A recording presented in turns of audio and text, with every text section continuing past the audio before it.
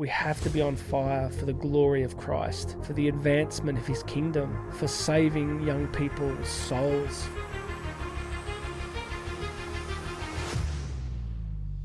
Well, hello there, my friend. My name is Jonathan Doyle. I am significantly pleased that you are here because today you and I, my friends, we're going back. We're going to one of the OGs. We're going to hear from Smith Wigglesworth. Strap yourself in. Let's get it done. First, just a quick thank you to everybody that's been praying for me. It is 2 weeks since I had my accident. I probably look pretty normal to you here on this channel, but I currently have 12 broken ribs, 6 broken on the front, 6 on the back. You can still see the surgical paint here. I had a whole bunch of metal put into a fractured shoulder and broken collarbone. But yeah, 2 weeks since I got out of hospital and feeling pretty good. So thank you to everybody that has been praying for me. Friends, today we're just going to jump straight into it. Smith Wigglesworth was one of the great American Protestant evangelists of the 19th century.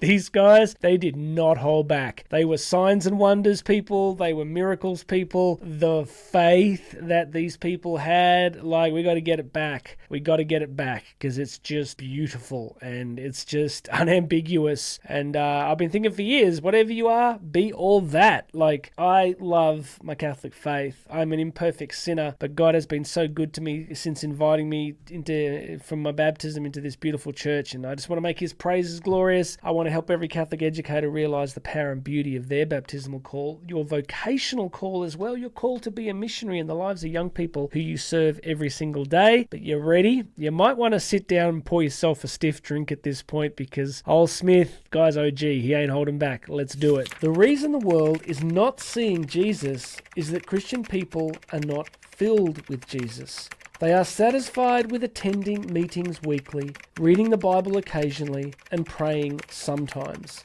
It is an awful thing for me to see people who profess to be Christians lifeless, powerless, and in a place where their lives are so parallel to unbelievers' lives that it's difficult to tell which place they are in, whether in the flesh or in the spirit. Okay. Well, that was awkward.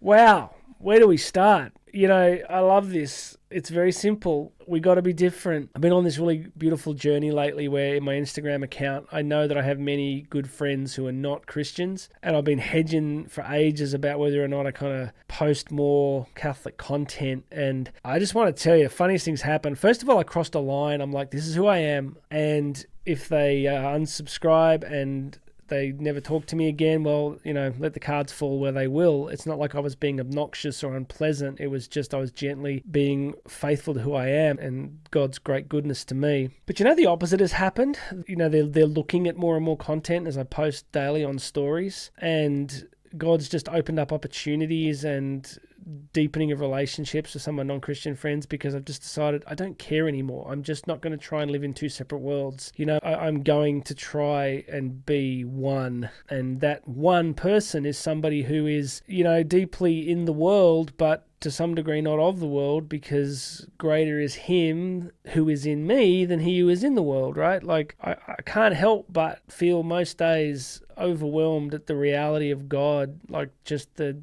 reality of God. I don't see the world without seeing it through that lens. And, you know, I just want to be a Christian. I want to be one in the world. Whatever that means, whatever cost that's going to imply, whatever cost it has implied. But I think it's important that people see what we are. And of course, the standard pushback at this point is, oh, you know, you're going to be a Bible basher and all this stuff. Is, you know, it's just ridiculous. Like, most of us are intelligent, sensitive, sensible people. We're not going to do that. But if there's nothing different about us, if people look at us and there's nothing different about us, I have this sneaky suspicion that a lot of our non-Christian friends might be waiting for us to actually reveal who we really are. And I think in this quote today, Smith Wigglesworth is reminding us that we can't be lifeless Christians. In our schools, in our classrooms, we have to be on fire for the glory of Christ, for the advancement of his kingdom, for saving young people's souls, for making sure they have every opportunity to return to the house house of the Father. This is why you were born. It's not the only reason, but if you think about it, if you're a Catholic educator watching this, you spend significant parts of your life every single day with a unique front row position in the lives of young people where you can be the presence of Christ. You can witness to him. You can talk about him. You can help them pray.